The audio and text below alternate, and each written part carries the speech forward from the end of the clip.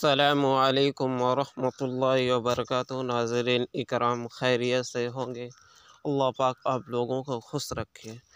आज मैं टेलीग्राम पर आप लोगों को बेहतरीन से बेहतरीन स्टिकर कहाँ से बनाते हैं और कौन कौन बनाना चाहता है, ये भी मेरे साथ इस वीडियो को ज़रूर बताएं कौन कौन बनाना चाहता है और कैसे कैसे बनाना चाहता है। ये देखिए, चलो किसी ग्रुप पर मैं देख लेता हूँ, ठीक है।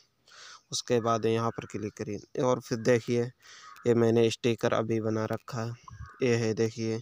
और बहुत से जो अपने खूबसूरत जिस तरीके से चाहें उस तरीके से अपने नाम से और फ़ोटो से जिस तरीके से बनाना चाहते हैं।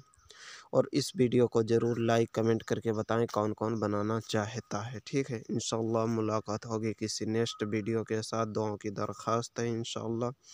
और बताएं, देखिए कितना खूबसूरत लग रहा है। इसको बाकायदा जो नाम से और जिस नाम से बनाना चाहते हैं और बेहतरीन से बेहतरीन पिक्स लैब की कुछ मदद से और कुछ टेलीग्राम की मदद से इंशाअल्लाह बना सकते हैं।